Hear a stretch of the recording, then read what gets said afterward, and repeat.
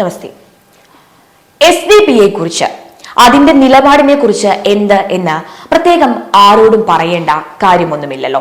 നിന്റെ മുഴുവൻ സംഹാരരൂപമായി കൊണ്ട് ഈ രാജ്യത്ത് നീ മുഴുവൻ സംഹാരരൂപമായി കൊണ്ട് ഈ രാജ്യത്ത് താണ്ഡവമാടിയ അതേ സ്വരത്തിൽ, അതേ രൂപത്തിൽ, അതേ വേഗത്തിൽ നീ കഴിഞ്ഞ ദിവസം ഡിസംബർ 2019 ഡിസംബർ 18 നീ ആലപ്പുഴയുടെ മണ്ണിലും നിന്റെ വിശ്വരൂപമായി കൊണ്ട് നീ വന്നു. മറന്നു കാണില്ല. പക്ഷേ ആ വിശ്വരൂപത്തിന്റെ ആയുസ് എന്ന് പറയുന്നത് ഇവിടുത്തെ നൂറുകണക്കിന് പോലീസുകാരും ഹർഷിത കല്ലൂരി അടക്കമുള്ള മുഴുവൻ പോലീസുകാരും ഇവിടുത്തെ മുഴുവൻ വിശ്വരൂപങ്ങൾക്കും കാവലിൽ നിന്നിട്ടും വെറും 9 മണിക്കൂറും 12 മിനിറ്റും 8 സെക്കൻഡിനുമകം ആ വിശ്വരൂപത്തെ ഭസ്മമാക്കി തൂളിയാക്കിയ ഒരു പ്രസ്ഥാനമാണ് social democratic party of India. നമ്മുടെ ഈ നിലമ്പൂർ ഇലക്ഷൻ SDP മത്സരിക്കുന്നു എന്ന വാർത്തയൊക്കെ എല്ലാവരും അറിഞ്ഞു കാണും. അതേ SDP നടത്തുന്ന കൊലവിളി പ്രസംഗമാണ് നിങ്ങളുടെ കേട്ടത്. നിലവിലത്തെ ഈ സാഹചര്യത്തിൽ വീണ്ടും ഈ പറയുന്ന SDP എന്താണ് എന്ന് പൊതുസമൂഹം അറിയാനുള്ള കൃത്യമായ സാഹചര്യമായി തന്നെ ഇതിനെ കാണണം. രക്തരഹിത ഗ്രാമം നടുവനാട് എന്ന സോഷ്യൽ മീഡിയ പേജിലാണ് ഈ പ്രസംഗം വന്നത്. കുറച്ച് നാളുകൾക്ക് മുന്നേ വന്നതാണ് കേട്ടോ. ഇതിൽ പറയുന്നത് നിങ്ങൾ കേട്ടിരുന്നോ? അതായത് വെറും 9 മണിക്കൂറും 12 മിനിറ്റും കൊണ്ടാണ് ഒരു മനുഷ്യനെ ഇല്ലാതാക്കിയത്.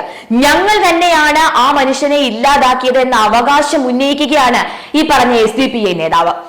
RSSകാർക്ക് നേരെയാണ് ഈ കൊലവിളി നടത്തുന്ന അത്രയും. ഇയാൾക്കൊക്കെ എങ്ങനെയാണ് ഇത്ര ധൈര്യത്തിൽ ഇത്ര സമയം മാത്രം എടുത്താണ് ഒരുത്തനെ ഇല്ലാതാക്കിയത് എന്ന ഒരു പേടിയും ഒരു കൂസലും ഇല്ലാതെ നാട്ടിൽ വിളിച്ചു പറയാൻ ധൈര്യം കിട്ടിയത്? അതുകൊണ്ട് തീർന്നോ? ഇല്ല.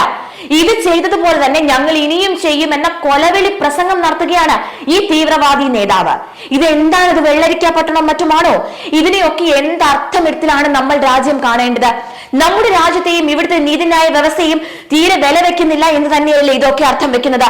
ഇസ്ലാമിക് നാഷണൽ കോൺഗ്രസും ഹിന്ദു സമൂഹത്തിൽ നിന്നുകൊണ്ട് സനാതന ധർമ്മ ഉന്മൂലനത്തിനായി കുത്തിത്തിരിപ്പുണ്ടാക്കുന്ന കമ്മ്യൂണിസ്റ്റ് മതവും ചേർന്ന് ഇസ്ലാമിക ഭീകരതയെ പ്രോത്സാഹിപ്പിച്ചുകൊണ്ട് പരശുരാമ ഭൂമിയായ ദൈവത്തിന്റെ സ്വന്തം നാടിനെ കേരളമാക്കാൻ പാടുപെടുമ്പോൾ ഇത്തരം നരാധമന്മാർ ഓടിയിടുന്നത് സ്വാഭാവികം തന്നെയാണ്. മിതവാദികൾ എന്ന് നടിക്കുന്ന ഇസ്ലാമുകൾ തങ്ങളുടെ മതത്തിലെ ഭീകരർക്കെതിരെ മൗനം പാലിക്കുന്നതും ഭീകര പ്രവർത്തനത്തിന് തുല്യം തന്നെയാണ് സഖാക്കളെ. ഇസ്ലാമിലേക്ക് മതം മാറ്റുന്നതിൽ എതിർപ്പ് പ്രകടിപ്പിച്ച മലബാറിലെ ലക്ഷക്കണക്കിന് ഹൈന്ദവരെ തലയറുത്തും ചങ്ക് വെട്ടിപ്പിളർത്തിയും കൊന്നൊടുക്കി തൂർ കിണറുകൾ നിറച്ച പിശാചിന്റെ പുത്രന്മാരായ വാര്യംകുന്നത്ത് കുഞ്ഞഹമ്മദ് ഹാജിയും സംഘവും ഇന്ത്യൻ സ്വാതന്ത്ര്യ സമര പോരാളികൾ എന്ന് സ്ഥാപിച്ച് പെൻഷൻ കൊടുക്കുന്ന നമ്മുടെ നാട്ടിൽ ഇതൊക്കെ സംഭവിച്ചില്ലെങ്കിലേ അത്ഭുതമുള്ളൂ. EK നായനാർ പിടിച്ചകത്തിട്ട ഇസ്ലാം ഭീകരനായ മദനിയുടെ ജയിൽ മോചനത്തിനായി പ്രമേയം പാസാക്കാൻ മത്സരിച്ച നിയമസഭയുള്ള നമ്മുടെ നാട്ടിൽ ഇതൊക്കെ നടത്തും സുഹൃത്തുക്കളെ. സ്വന്തം കയ്യിലിരിപ്പ് കൊണ്ട് ലോകരാഷ്ട്രങ്ങളിലെ ഇസ്ലാമിക ഭീകരതയ്ക്കെതിരെ അവിടുത്തുകാർ നടപടി എടുക്കുമ്പോൾ ഇവിടെ കേരളത്തിലെ തെരുവ് വീതികളിൽ ഹൈന്ദവർക്കെതിരെ വധഭീഷണി മുഴക്കി പ്രകടനം നടക്കുന്ന നമ്മുടെ നാട്ടിൽ ഇതൊക്കെ സ്വാഭാവികം മാത്രമാണ്. ഇസ്ലാം മതത്തിന് വേണ്ടി സ്വന്തം രാഷ്ട്രം വേണമെന്നാവശ്യപ്പെട്ട് ഭാരതത്തെ വെട്ടിമുറിച്ചു കൊണ്ടുപോയവർ തങ്ങളുടെ അനുയായികളിൽ ചിലരെ ഗാന്ധിയുടെയും നെഹ്റുവിന്റെയും ആവശ്യപ്രകാരം ഭാരതത്തിൽ അവശേഷിപ്പിക്കുകയും ചെയ്തപ്പോൾ സഹിഷ്ണുതയുടെ അപ്പോസ്തലന്മാരായ ഹൈന്ദവർ ഗാന്ധിയെയും നെഹ്റുവിനെയും വിശ്വസിച്ചു.